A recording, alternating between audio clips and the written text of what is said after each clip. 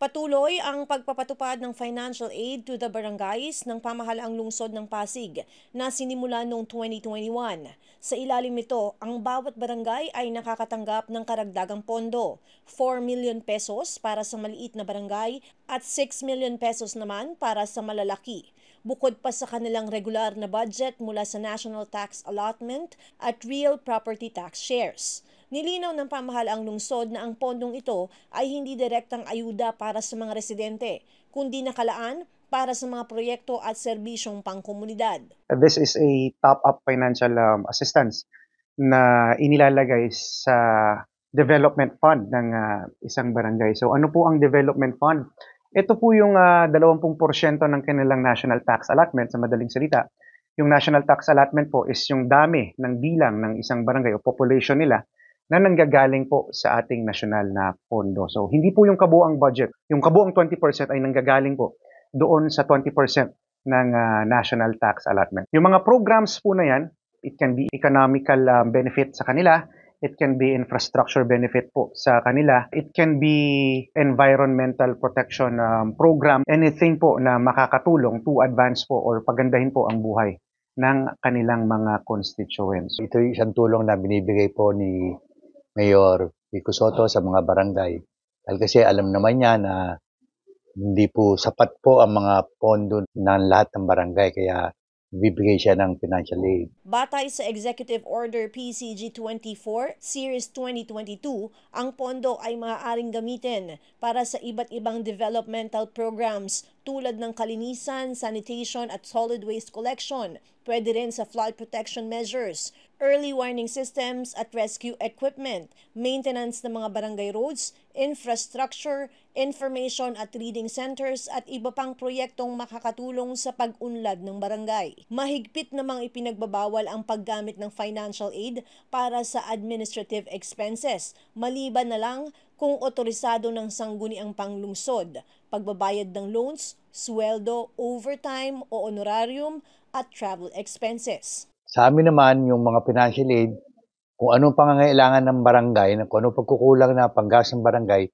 dito po namin binabudget. Katulad ng, kunyari, binigyan kami ng 3 million, hindi po ang katulad na iniisip na tao na pang-ayuda. Hindi po, ito ay sa paggawain sa infra, sa mga supplies. Sinecheck din po ng City Hall kung okay ba yung project na nilaan natin para panggastos dun sa binibigay na financial aid. Naglaan kami na sa financial aid sa health, sa infra, sa sport, sa cultural, sa fiesta, lagay namin konting tulong.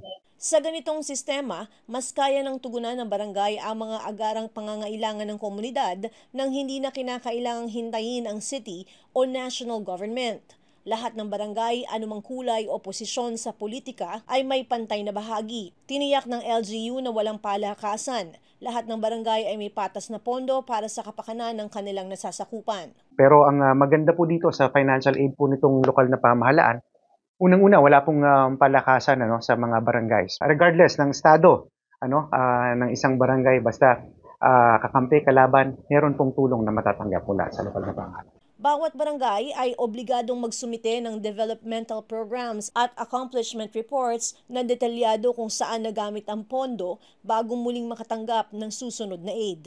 Nagsasubmit po yan sa ating lokal na pamahalaan kung ano-ano ang kanilang mga development programs na gagawin bago i-release ng lokal na pamahalaan ang naturang financial aid.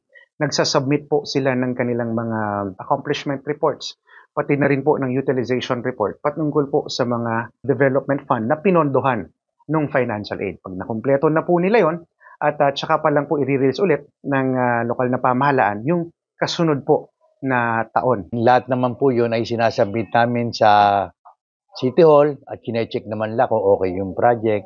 Then after that, nililiquidate namin kung binili ba namin yung gamit. May liquidation din, kine-check din po ng city. Hindi po naman nasasayang dahil kasi talaga pong kine-check ng City Hall kung paano ginastos ng isang barangay ang mga perang binigay sa barangay.